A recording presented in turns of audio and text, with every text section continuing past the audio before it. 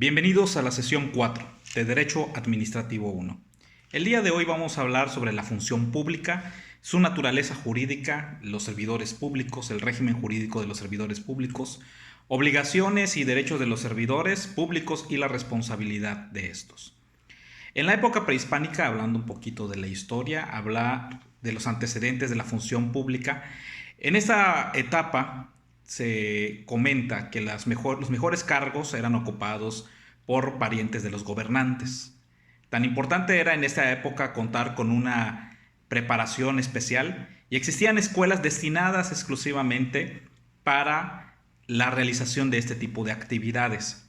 Se castigaba al servidor público deshonesto y se estimulaba a quien realizaba buenos actos del servicio público. Esto es en toda la parte prehispánica que tenemos de nuestro país, la naturaleza con que se realizaba también los actos ceremoniosos, pero sobre todo la estructura de gobierno que existía a través de los estratos tanto de los líderes militares como de los religiosos sobre los pueblos asentados en Mesoamérica. Durante la época colonial, la corona contaba con enormes aparatos burocráticos que intervenían en toda la actividad económica. Recordemos que también cuando se realiza el proceso de la conquista en nuestro país, el asentamiento del primer ayuntamiento que existió, que fue en Veracruz, y poco a poco cómo se fue expandiendo sobre todo las actividades administrativas que eran necesarios como el reconocimiento para, uno, tener la adquisición de todas las contribuciones, pero sobre todo para tener un marco legal de cómo se iba a ir estableciendo la nueva sociedad en este territorio. Durante 1870, con Benito Juárez, se expide la Ley de Responsabilidad de los Altos Funcionarios de la Federación, que podría considerarse como el primer antecedente legal de la función pública en nuestro país, y sobre todo con este conjunto de leyes del mismo nombre expedida por Porfirio Díaz, sobre todo para el establecimiento de todas las actividades que se desarrollaban en las funciones administrativas del Poder Ejecutivo.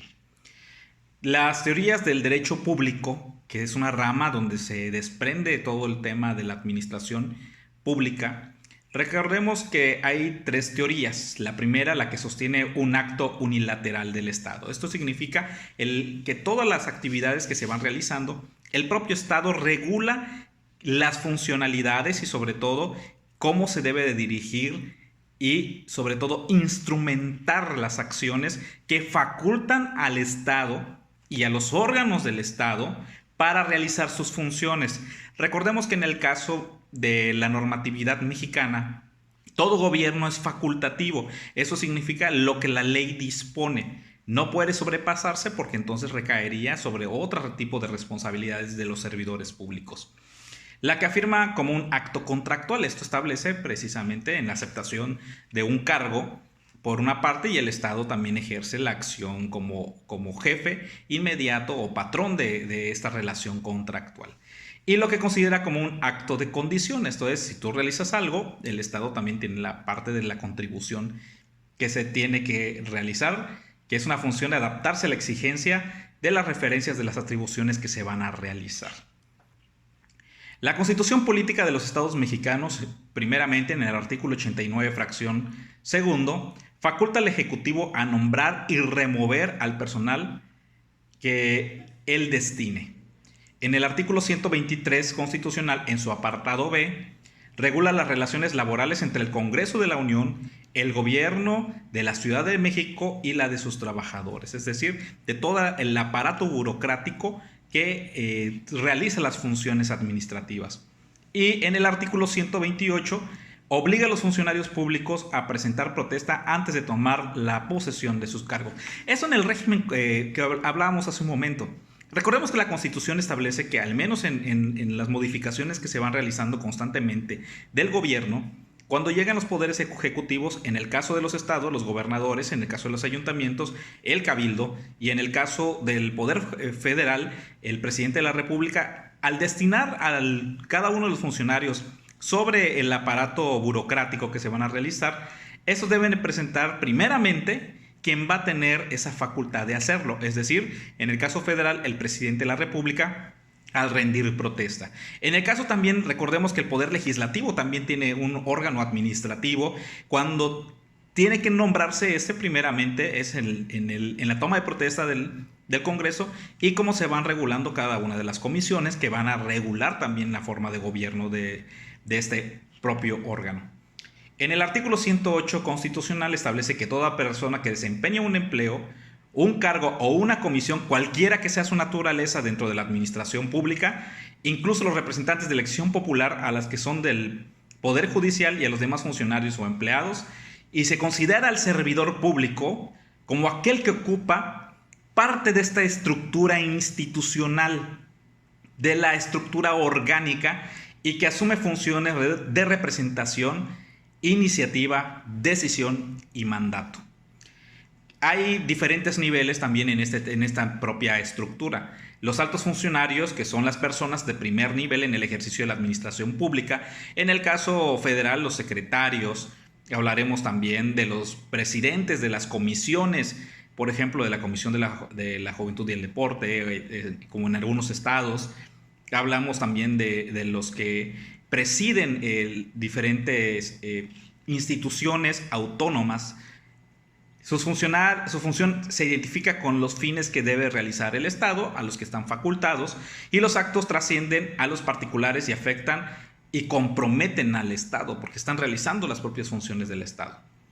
Hay el funcionario general, que son las personas que realizan la función pública a que llega el poder de la decisión, es decir, todas las ramas administrativas, y el empleado del gobierno es toda persona física que presta un servicio para algún órgano del Estado, en virtud de un nombramiento o que desempeña normalmente como actividades que apoyan al cumplimiento de los fines y de las funciones que debe de realizar el Estado.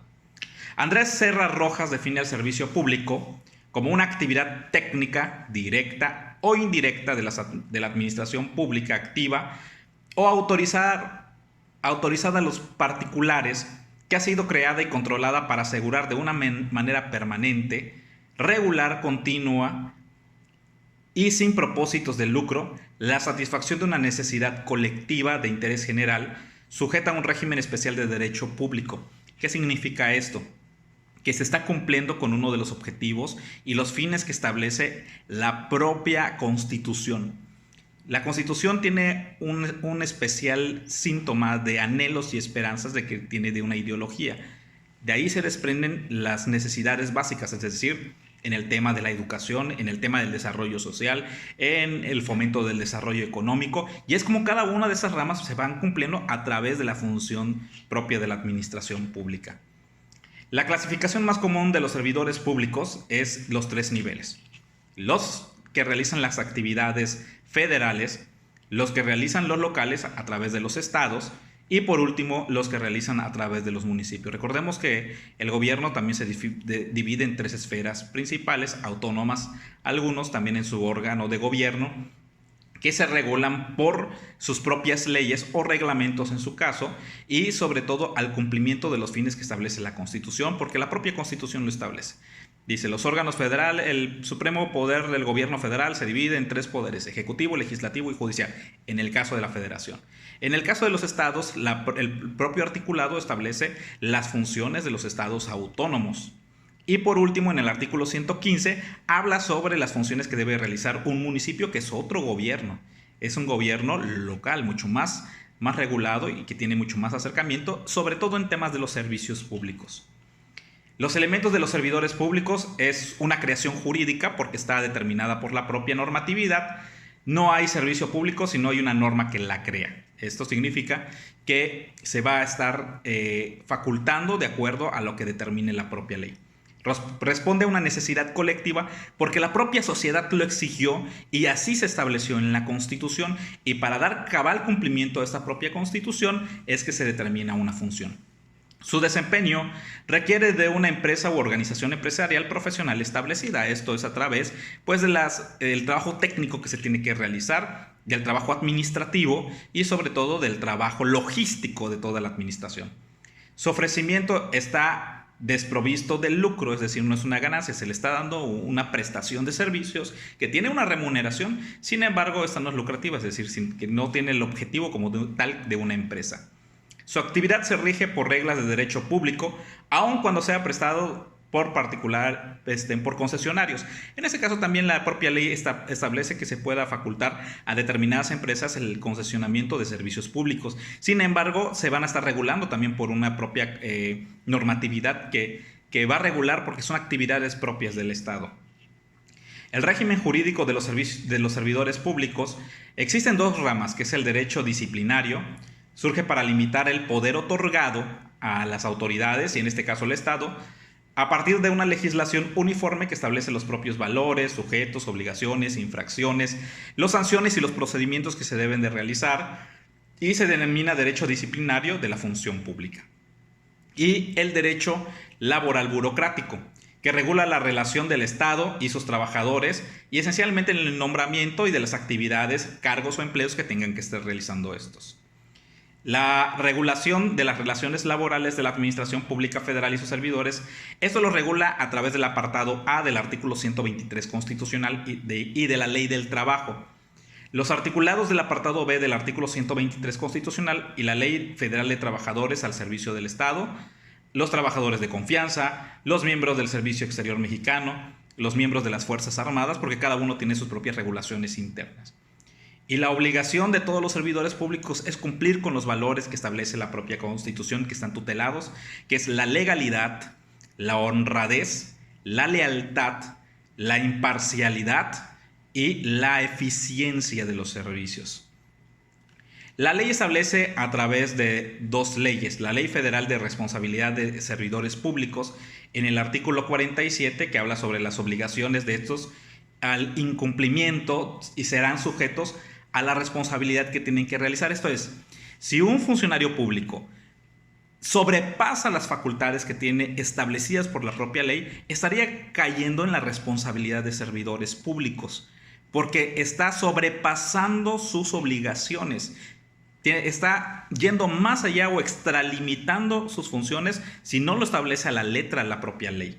El artículo 80 de la Ley Federal de Responsabilidad de los Servidores Públicos establece la obligación de prestar la declaración a situación patrimonial, esto sobre todo para el cumplimiento de la Ley de Transparencia.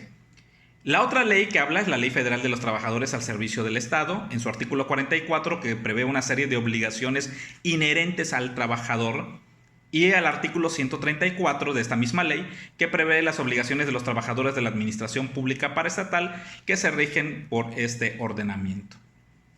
Los derechos de los trabajadores, de los servidores públicos, es un derecho al ascenso, de poder subir sobre todo los sueldos o salarios, el derecho a la asociación sindical en caso de que pertenezcan a una asociación de esta índole, derecho a la asociación como dijimos, sindical, derecho a la ventaja económica con compensaciones, horas extras, gastos de representación, gratificaciones y aguinaldos, derecho a la seguridad social, a las pensiones y a las jubilaciones, que también son partes también de los derechos y las contribuciones que se tienen que realizar como el Estado. Y la responsabilidad de estos mismos puede ser penal, puede ser civil, la política y la administrativa. ¿Cómo va cayendo cada uno de estos? En el tipo penal es cuando infringe sobre todo alguna cuestión que se configure dentro de los delitos que establece la propia legislación en esta materia. En el civil pueden ser los daños económicos, el daño moral que también pueda sufrir la propia institución o el órgano al que el funcionario esté realizando más allá de sus actividades que le correspondan. La política, esto hablemos también sobre el tema de los juicios políticos, esos en las cámaras de los congresos, en el caso de los estados, que regulan esta situación, que señala a los sujetos de juicio político, y se da cuando se detenta alguna actividad que va más allá de los representantes, sobre todo populares. Y el juicio político de carácter especial, que no es judicial y procede en cierto tipo de servidores públicos, como lo mencionamos. Y los temas administrativos, que son sanciones, pueden ser también propias económicas, por actos u omisiones en los que vayan incurriendo